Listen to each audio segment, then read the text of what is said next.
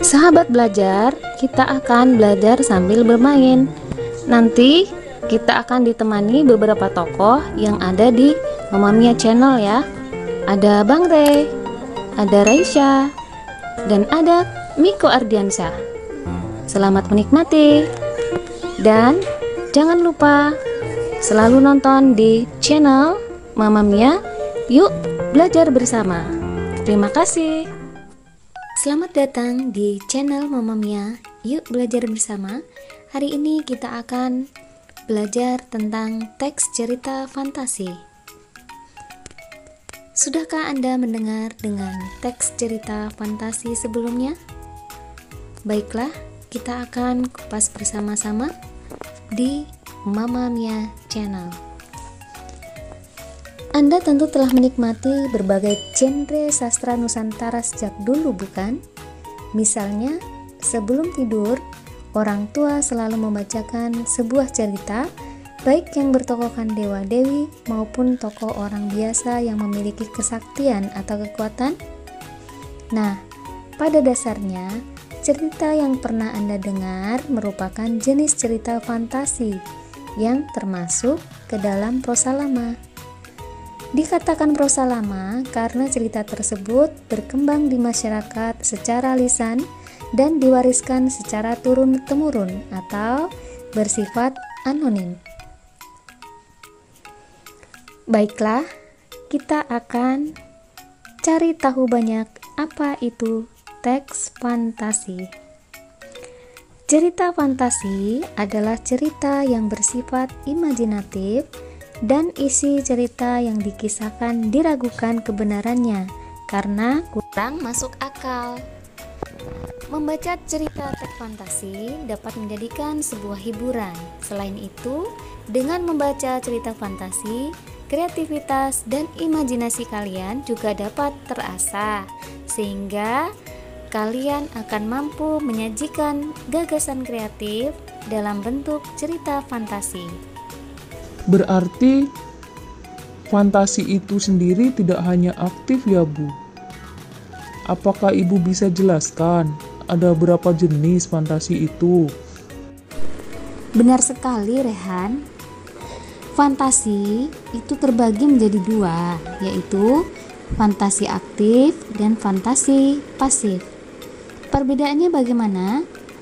Perbedaannya, fantasi aktif yaitu fantasi yang dikendalikan oleh pikiran dan kemauan.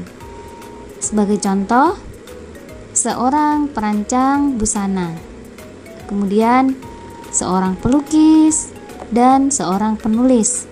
Dia dikendalikan oleh ide-ide yang ada di pikirannya, sehingga bisa membuat suatu kreativitas berdasarkan imajinasinya yang berkembang.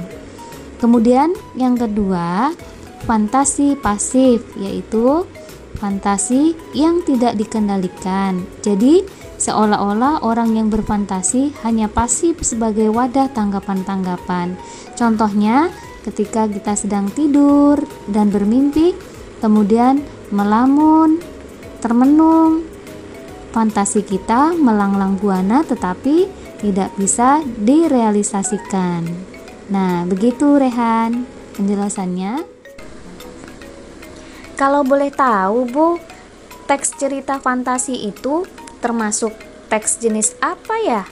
Baiklah Raisa, tadi belum Ibu jelaskan ya, bahwa teks cerita fantasi merupakan salah satu jenis dari teks narasi. Nah, sekarang apa itu teks narasi?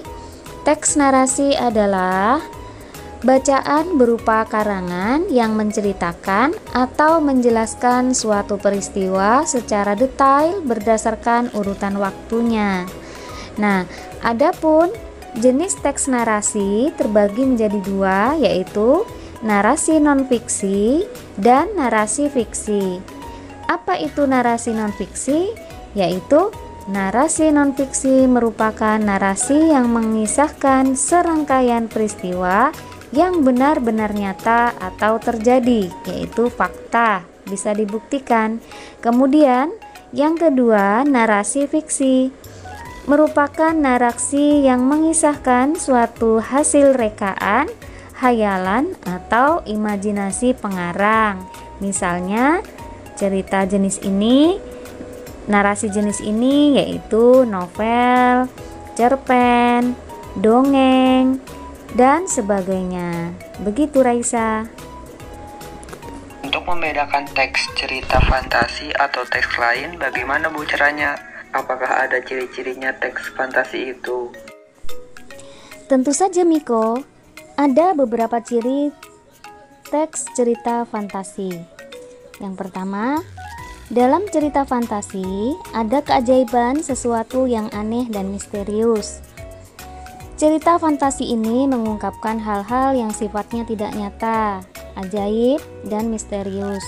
Pokoknya sesuatu yang tidak kita temui dalam dunia nyata ini ada di teks cerita fantasi yang dibangun melalui imajinatif yang menciptakannya, yaitu si penulisnya. Kemudian yang kedua, ide cerita terbuka. Artinya, penulis bebas menuangkan segala imajinasinya atau bebas berhayal. Tidak ada batasan terhadap realitas atau kehidupan nyata.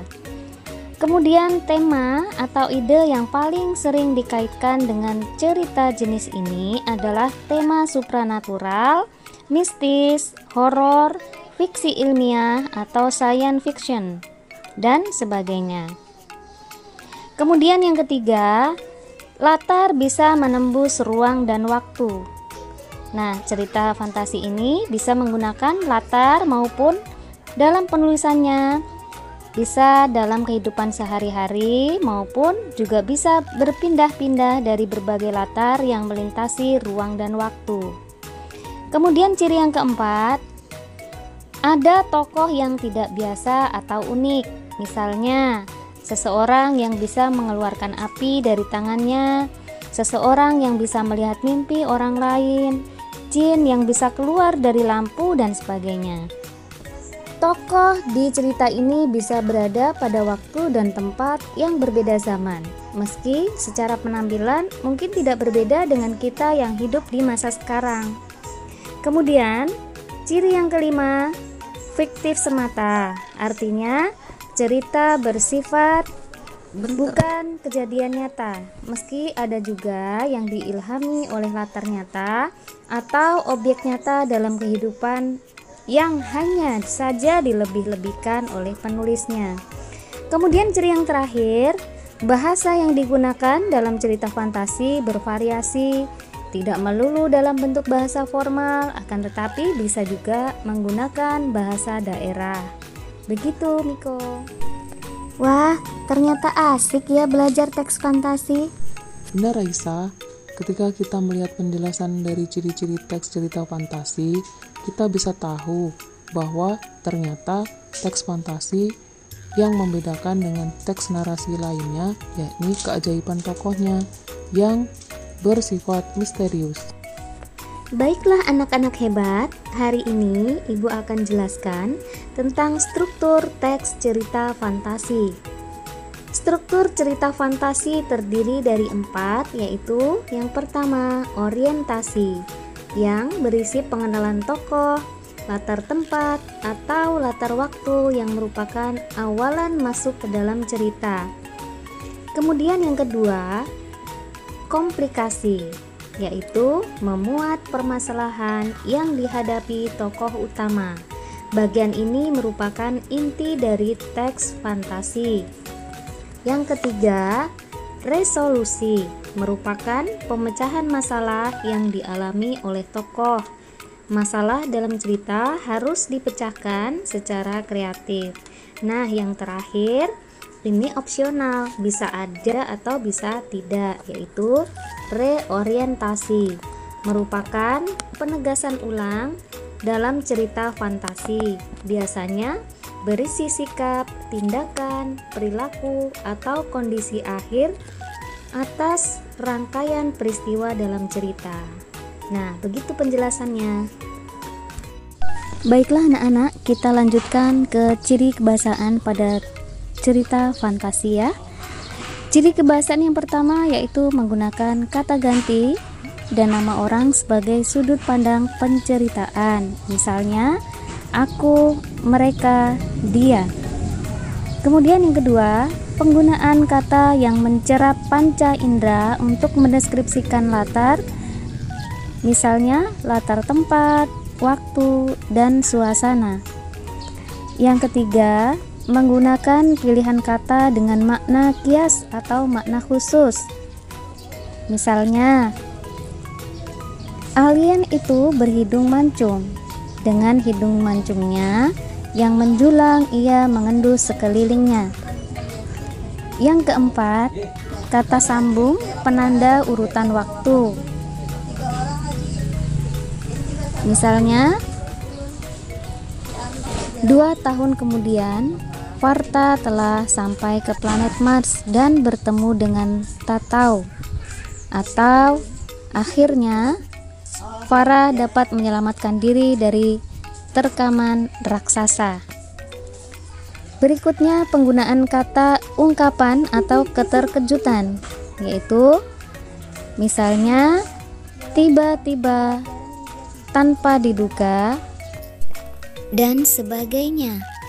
Jika kita membaca cerita teks fantasi, sudah barang tentu kita tidak bisa terlepas terhadap unsur pembangun cerita itu.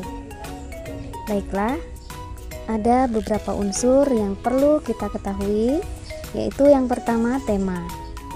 Tema merupakan suatu gagasan yang menjadi dasar terciptanya suatu cerita narasi. Yang kedua, tokoh dan perwatakan. Nah, tokoh ini terdiri menjadi 3 jenis, yaitu protagonis merupakan tokoh pendukung jalannya sebuah cerita atau baik. Kemudian antagonis merupakan tokoh penentang cerita atau jahat. Kemudian tritagonis merupakan tokoh pembantu ataupun tokoh sebagai penengah. Kemudian berikutnya adalah latar. Latar teks narasi diantaranya latar tempat, waktu, dan suasana terjadinya suatu cerita. Yang keempat, alur merupakan rangkaian peristiwa yang terjadi pada teks narasi tersebut, yaitu alur terdiri dari perkenalan, penampilan masalah, klimaks atau ketegangan, dan anti klimaks atau ketegangan menurun. Dan alur yang terakhir adalah peleraian atau penyelesaian. Kemudian pembangun cerita yang kelima yaitu amanat, merupakan pesan kehidupan atau motivasi yang disampaikan pengarang kepada pembaca. Baiklah anak-anak, ayo kita sama-sama dengarkan tentang teks cerita fantasi yang berjudul Peperangan Galaksi dan Planet. Suatu hari, Jupiter dan Andromeda sedang ingin berbicara santai-santai sambil meminum secangkir teh. Jupiter pun merasa ingin bertanya bagaimana cara menjadi si Andromeda yang kuat dan tangguh dalam berperang. Andromeda pun menyombongkan dirinya di depan Jupiter. Namun, Jupiter menganggap hal tersebut hanya sebuah angin belaka karena mereka sangat dekat sudah sejak lama. Tetapi, kala itu, Jupiter dan Andromeda bersama-sama bertarung melawan Neptunus dan Venus. Namun, Jupiter sendiri tidak ingin melakukan hal tersebut karena tidak ingin teman-temannya hancur karena si Andromeda yang sangat sombong. Alhasil, setelah Neptunus dan Venus kalah, Andromeda melawan sang Jupiter dengan sombongnya dia berkata, "Aku akan mengalahkanmu dan seluruh galaksi akan menjadi milikku." Jupiter pun menanggapinya dengan santai dan berkata, "Baiklah." Setelah itu, Jupiter menyiapkan pasukan dan begitu pula dengan Andromeda. Jupiter melakukan pertempuran dengan elemen kejutan. Setelah melakukan itu, Andromeda sempat kewalahan dan akhirnya Andromeda musnah dan kalah. Jupiter pun merasa senang dan sedih karena kehilangan teman-temannya. Nah, begitu ceritanya anak-anak. Seru kan kita melihat tayangan teks cerita fantasi yang diilustrasikan? Wah, seru sekali ceritanya, Bu. Jadi pengen mencari cerita teks fantasi yang lainnya. Sekali Raisa, aku juga sangat penasaran sekali dengan teks cerita fantasi yang berjenis cerita irisan. Bagaimana ya ceritanya? Baiklah anak-anak, setelah kita mempelajari teks cerita fantasi, Ibu akan memberikan tugas pertama, yaitu silahkan kalian cari teks cerita fantasi baik dari buku maupun dari media online ataupun internet. Kemudian kalian analisislah berdasarkan unsur pembangun cerita tersebut yang meliputi tema, kemudian tokoh atau penokohan, karakter, kemudian yang ketiga alur atau perjalanan peristiwa atau kejadian masalah demi masalah. Kemudian yang berikutnya yaitu latar yang digunakan dalam teks cerita fantasi tersebut. Setelah kalian selesaikan tugas yang pertama ini, silahkan kalian unduh di Google Classroom bahasa Indonesia yang tersedia. Siap Ibu. Baik Bu, terima kasih penjelasannya Bu. Ayo kita sama-sama kerjakan, Re. Niko, siap. Baiklah anak-anak, sampai bertemu lagi di pembelajaran berikutnya hanya di Mama Mia Channel. Jangan lupa ya, yang belum subscribe silahkan tekan tombol subscribe dan bunyikan loncengnya untuk mendapatkan pembelajaran-pembelajaran berikutnya bersama Mama Mia dan kawan-kawan. Terima kasih.